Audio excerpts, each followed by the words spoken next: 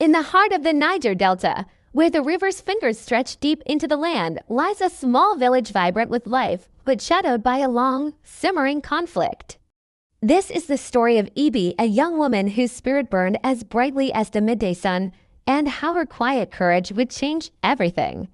For generations to families, the Okaros and the Izibes had been locked in a bitter rivalry.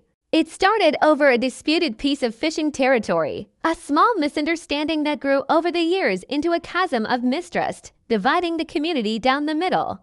Friendships withered, celebrations were muted, and the air itself seemed thick with unspoken tension. Ibi, born into a neutral family, watched this division with a heavy heart. She saw how the elders clung to old grievances and how the young men postured, their pride a fragile shield. She grew up hearing stories not of unity, but of flights and offenses. While others accepted this as the way things were, Ibi dreamed of a different reality. She spent her days by the river, not just casting nets, but listening. She listened to the rustle of the mangrove leaves, the call of the kingfisher, and, most importantly, to the whispers of her people. She heard the weariness in the voices of the market women, the frustration in the fishermen's complaints, and the sadness in the children's eyes, who learned from a young age who they were supposed to avoid. Ibi believed the solution wasn't in grand pronouncements or forceful interventions, but in something far simpler: understanding.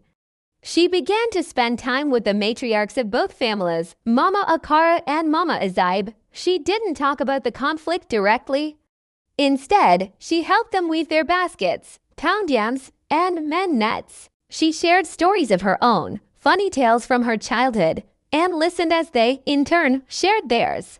Slowly, she began to see the women not as figureheads of rival clans, but as mothers and grandmothers who shared the same hopes for their children and the same fears for their future. They both worried about the dry season, celebrated the birth of a new baby, and found joy in a good harvest. They were more alike than different. One evening, Ibi invited both matriarchs to her family as compound under the pretense of seeking their advice on a new weaving pattern. As they sat together, the setting sun casting long shadows, Ibi gently guided the conversation.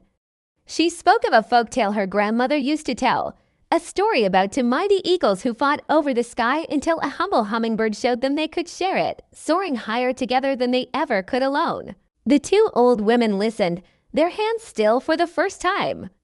In the quiet that followed, Mama Akara looked at Mama Izibe, and for the first time in decades, she saw not a rival, but a fellow elder, a woman who had also buried loved ones and celebrated new life.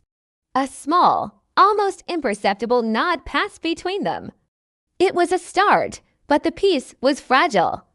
The young men, fueled by pride and years of animosity, were not so easily swayed. The tension finally erupted one moonless night. Shouts echoed through the village, the clang of metal on metal sharp and terrifying. The old feud had caught fire once more. Ibi's heart pounded in her chest. Her first instinct was to secure her own family. Her younger siblings huddled in a corner, their eyes wide with fear. She barricaded the door and whispered assurances she didn't entirely feel herself. But as she held her little brother's hand, she knew that hiding wasn't enough. A temporary shield wouldn't build a lasting peace. The village was her family too, and it was breaking apart. With a resolve that surprised even herself, Ibi slipped out into the chaotic night. She didn't run towards the center of the conflict. Instead, she ran to the village square, to the ancient talking drum that had sat silent for years. Its skin was dry and cracked, a symbol of their broken communication. With all her might, she began to beat it, not with the rhythm of war, but with the steady, urgent heartbeat of a mother calling her children home. The sound, deep and resonant, cut through the angry shouts. It was a rhythm everyone knew, a sound from their shared past, from festivals and ceremonies that had once united them. One by one, the sounds of fighting lessened, heads turned. Men, frozen mid-swing, looked towards the source of the sound. The drumming was relentless, a plea and a command all at once. Slowly, drawn by a force older than their hatred, people began to emerge from the shadows and gather in the square. The Okaros and the Izibes stood on opposite sides, weapons still in hand, but their eyes were on Ibi. When the crowd was silent, Ibi stopped. Her voice, though trembling, rang with clarity in the night air. She didn't speak of blame or of right and wrong. She spoke of their shared home. She pointed to the river. "Does the river ask if you are Okaro or Izibe before it gives you fish?" she asked. "Does the soil ask for your family name before it yields its harvest?" She spoke of the children, hiding in their homes, learning to fear their own neighbors. What stories will we leave for them? She cried, her voice breaking, "Stories of this night?" Or stories of the night we remembered we are one people, bound by this river and this land. Then she did something no one expected. She walked into the space between the two groups, unarmed and vulnerable. She looked at the leader of the Okaro youths, a man named Jide, and then at the leader of the Izibes, a man named Baloo. She had played with both of them as a child. Before the feud had stolen their friendship, "Jide," she said softly, "I remember when your canoe capsized and Baloo's father dove in to save you. Do you?" She turned to Baloo, "And Baloo, I remember when the fever took your sister, and Jide's mother sat with yours through the night, brewing herbs. Have we forgotten everything?" A heavy silence descended upon the square. The memories, buried under years of resentment, began to surface. The elders, who had been standing at the back, stepped forward. Mama Okaro walked to the center and stood beside Ibi. A moment later, Mama Izibe joined them.